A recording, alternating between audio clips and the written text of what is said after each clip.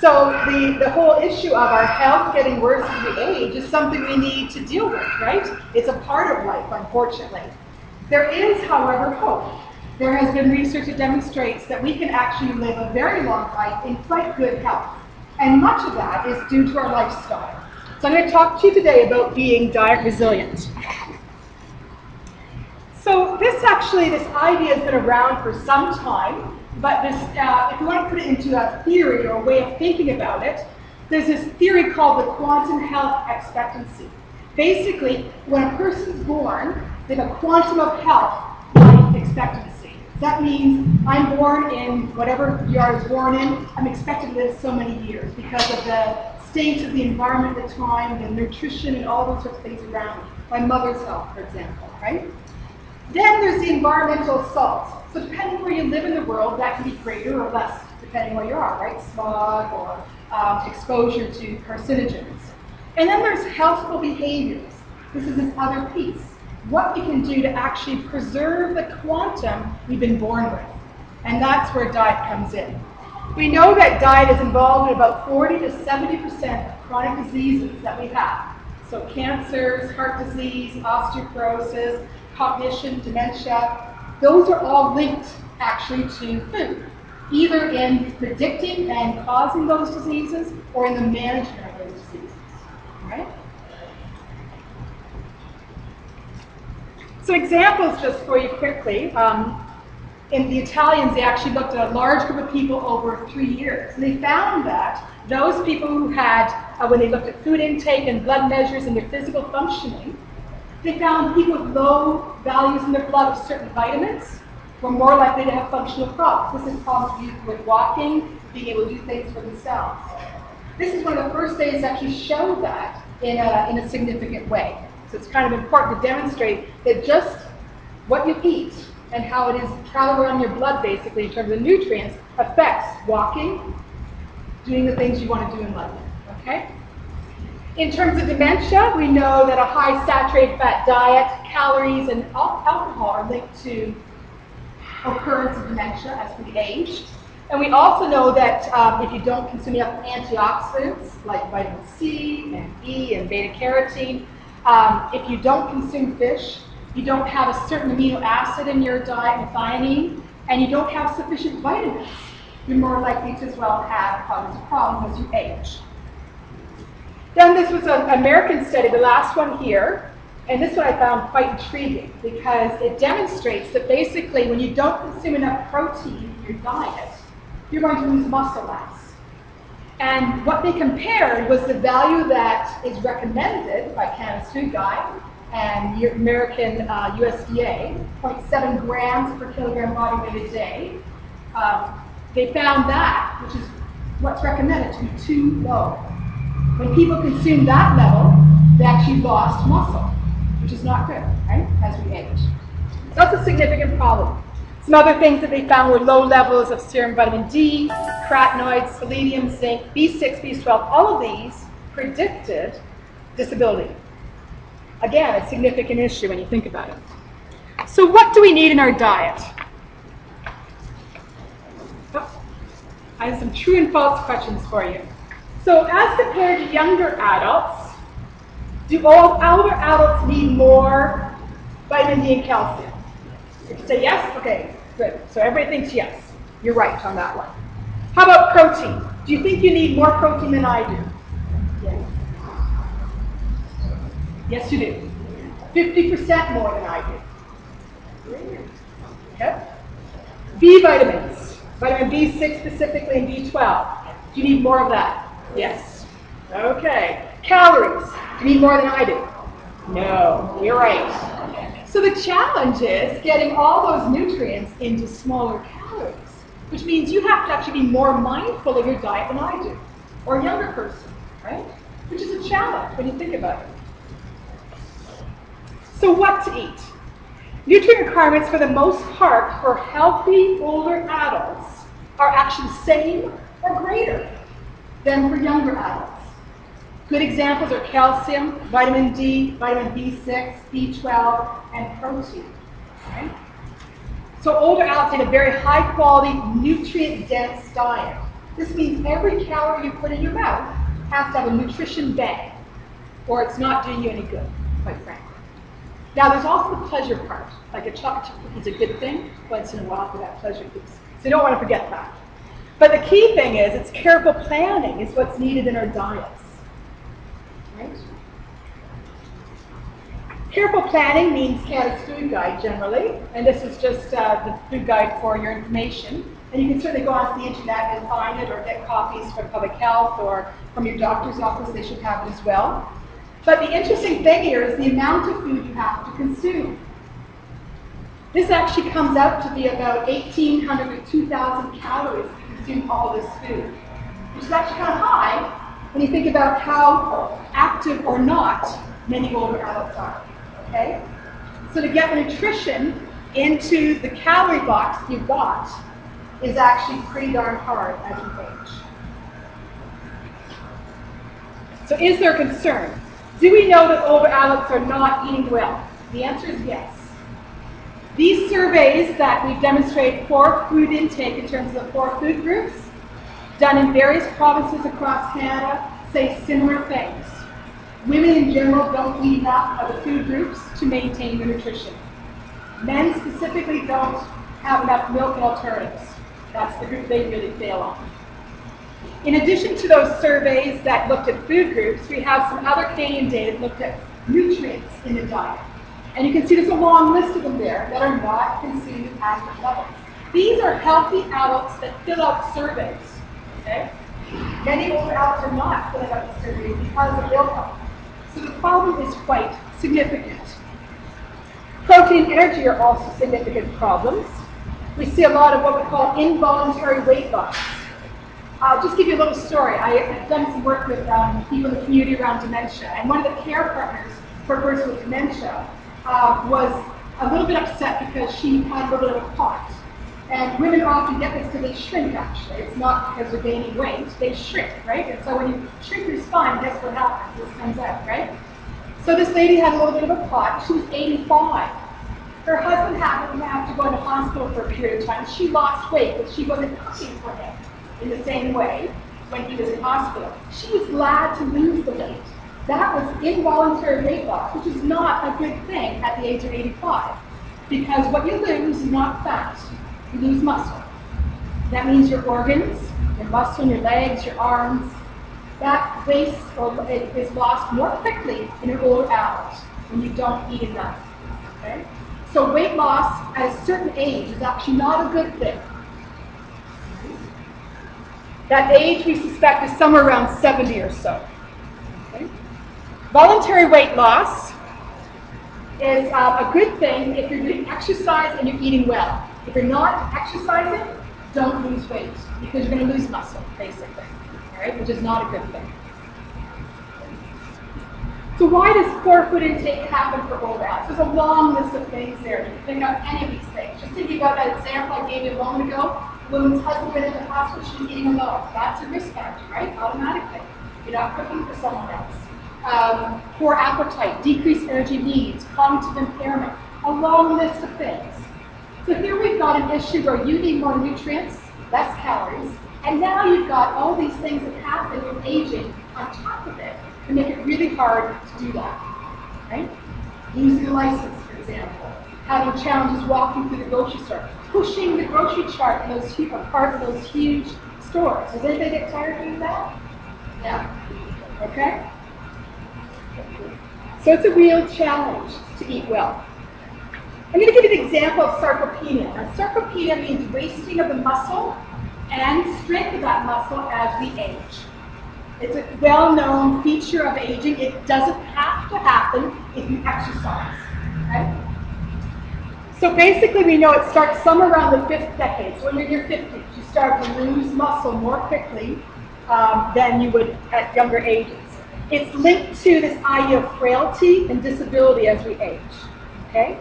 So needing a cane, not being able to step up on a curb and feel safe in terms of balance, those sorts of things. Okay? Basically, we know that older adults need about 40 to 50% more protein than a younger adult. Okay? What does that look like? So I've given you an example here. I've taken an 80 kilogram male, that's somewhere around 165, 175 pounds, somewhere in there, okay? If he was consuming what we suggest to keep your muscle, that's about 96 grams a day of protein. That's high quality protein. That's from eggs, dairy products, meat or alternatives, and alternatives to dairy products like soy foods, okay? That does not include the not so good proteins in grains and fruits and vegetables. So what does that look like? That means basically that person should have 20 or 30 grams of protein every meal. What does 20 to 30 grams of protein look like? Well, an egg is 7 grams. Okay. Milk, a cup of milk is 8 grams. Peanut butter, 2 tablespoons is 7 grams. A cup of legumes is about 20 grams. 3 ounces of meat is the closest to that, about 21 grams. So now you see the challenge. How many of us eat 3 ounces of meat, a cup of legumes or beans at lunch, and 3 eggs for breakfast? You do. Okay. Oh, sorry. Okay. That's all right. Okay. No, I just wanted Sure. Well, it's basically your body weight. Okay, so it's still about approximately 1 gram per kilogram. So if you weigh 150 pounds, okay, convert that into kilograms. I don't know, I can't do it in my head automatically. 62. You need 62 grams of protein a day. Okay, so 20 grams each meal basically. And the idea is to spread your protein out over the day. That's where you get the best bang in terms of muscle retention. Okay? So this is a challenge. And so there's lots of research going on about how to do this in the form of making super milk, for example. Take milk and add skim milk powder to it. You beef up the protein on that like that, very few calories, right? Or the high protein Greek yogurt that's gotten so popular, okay? So there's ways of increasing the protein in your diet. Whey protein is one of the key ways through milk products and skim milk powder. Legumes is another way of getting that in, so you can get ground beans or add beans to everything you cook, right? Make broccoli soup, add some split peas or other things to it. But the point I was trying to make there is it's challenging to get that amount of protein into your diet, isn't it? You have to be very mindful about what you're doing on a daily basis. So what is diet resilience? This is basically the idea that we can retain this high quality diet as we age despite the many challenges we have. And some people do this, okay? We know that with aging there is a decrease in your reserve. If a person goes into hospital at the age of 35, they lose 5 pounds because they're in a hospital, they get out, they'll regain it, typically in the form of protein and fat, in the same proportion they had when they went into hospital. An older adult goes into hospital at 5 pounds, they don't regain it, and if they do regain it, they regain it as fat. So the same reserve is not there with aging, okay? And we know, as I showed you already, there's many life changes that affect what you eat and how you live your life, right? And that's going to impact your ability to maintain a good quality diet. So this idea of resilience means you adapt. You have a problem, for example, walking. I'll take my mother, who's 87 tomorrow. She just decided to get a scooter about 2 months ago, and she has a new lease on life because she's got a scooter. She lives in a small town, and she's getting around. So she can get her groceries, and she doesn't have to rely on the Lions bus once a week to take her to the grocery store. Okay? That's an adaptive strategy. Was it hard for her? You bet. She's a single widowed woman living in a house in a small town, and she doesn't want to spend $3,000 on a scooter, quite frankly, because that's a big expense, right? But she rationalized this is better than going to retirement home for her at this point. And that's how she adapted and had to make that decision. Okay? So this idea of using our resources, I will talk about that in just a moment. So this idea of resilience, I've done a little bit of work with some colleagues in Quebec on what this means. And basically, the first part is you've got to be motivated to eat well, or you're not going to eat well. That's any age, right? But as we age and all those things that happen to you in life make it harder and harder, your motivation to eat well goes down, right? Just get up and say, why bother with like egg and whatever else? I'm just going to have some toast and tea and leave it at that. So you got to have the motivation to eat well. And it seems like this group has the motivation to eat well because you're here. Right? Yeah. Okay. Then you have to think about what are my personal resources that I can draw on?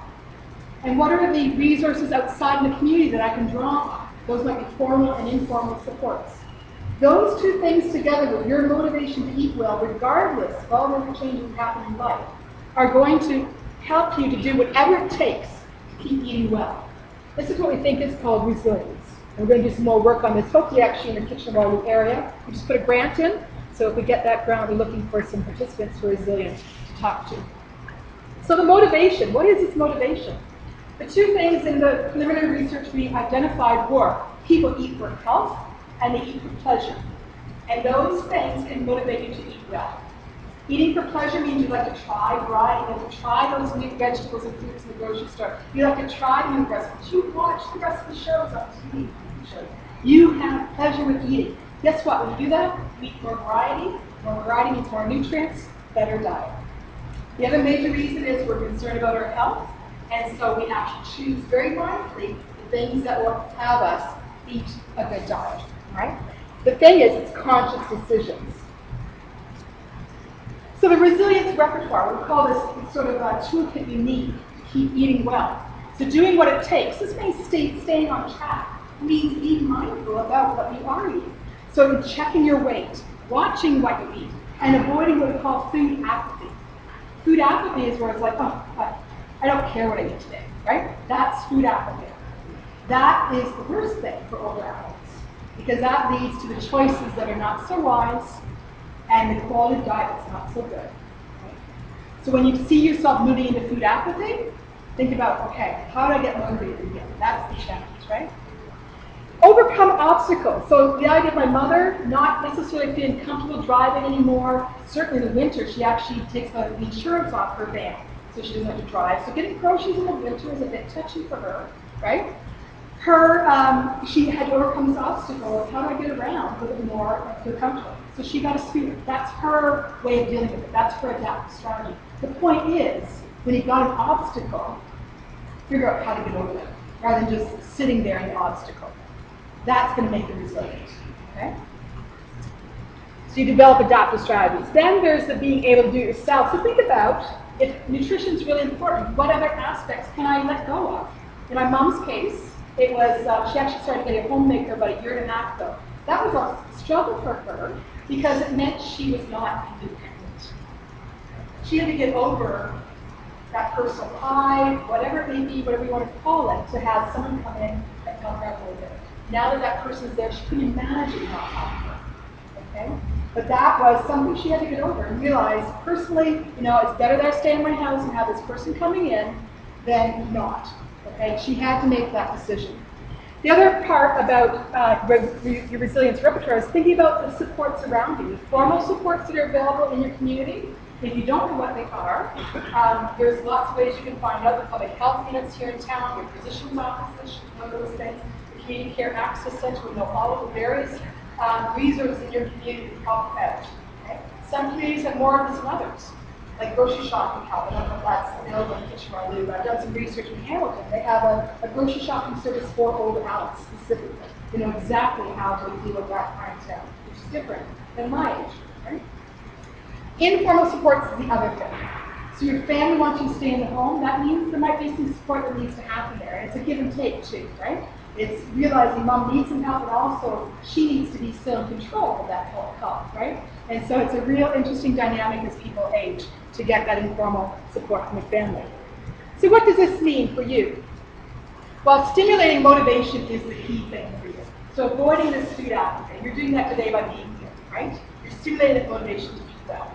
So you have to realize the importance of nutrition to health and prioritize your health through nutrition.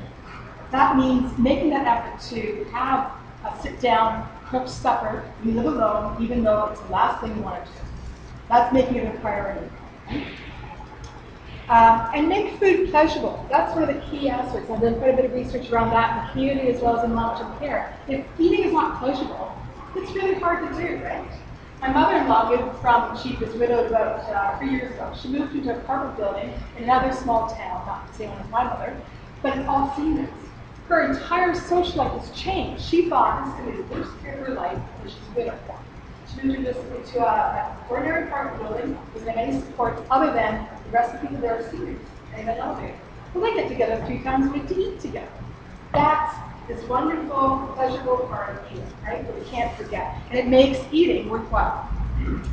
Track how you're doing. Monitor what you eat. There are some tools that you can use, and I'm going to give you a website in just a moment where there's some tools that will be helpful for you. Weigh yourself, because that involuntary weight loss happens without you knowing it, obviously, and that's a key indication something's going wrong, okay? And where you can, look at your shopping and cooking habits and think about, have I slipped into a rut of cooking the same things? Have I slipped into a rut of not eating lunch and just having something on the fly? Think about your habits, okay? And when those challenges do occur for you, don't sit in the challenge and not think about how you can fail this. That's the key, is thinking, I can figure it out, I have the resources, or I can find the resources to help me get through this. That's key, because challenges will come no matter what, right? And be willing to accept some of that help as well. All right. So one of the resources that I would suggest you might try is this thing called Nutra-E-Screen. I actually developed this, and it was meant to be a pencil and paper tool originally for doctors' offices, senior centers, that sort of thing. And it is used that way. But we realized older adults can self-manage their diet. We don't need to go to a health provider. So we decided to put this questionnaire on the internet.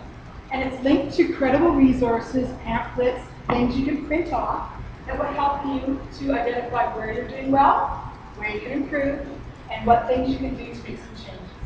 In addition, there is detailed feedback, we said already, but there's also access to Eat Right Ontario dietitians. We live in the wonderful province of Ontario with access to a free dietitian service. Did you know that before now? Well, now you do.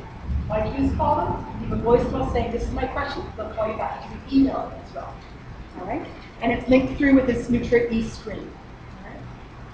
I think it was in the article today in the newspaper, this website. Okay. In addition to Nutra-E-Screen, on the Eat Right Ontario are lots of other resources, and this is actually developed by Dietitians of Canada. So there's an eat tracker there that identifies, you write down what you eat in a day, it tells you how many nutrients are in it. It will tell you for your age what nutrients you should be consuming. Okay. So those resources are all on this eatrightontario.ca website. It's a great site. It has recipes, all sorts of things. So this is what the Nutra-E-Screen looks like. It's a very easy to read format and easy to complete. I did some research on making sure it was very usable, even for seniors who do not use the internet.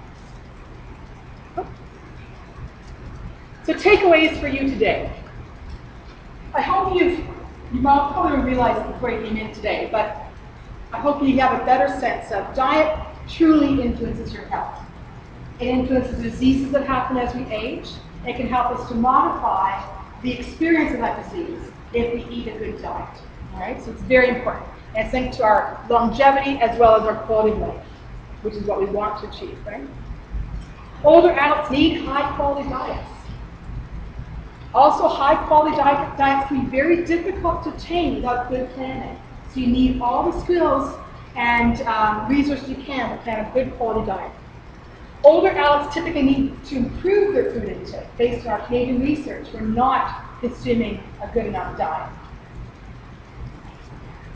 Being diet resilient is important to attain that diet quality. This idea of overcoming food apathy, knowing that we have our own internal resources and we need to manage those to eat well. There's also informal and formal supports out there that can help us to eat well is key. Okay?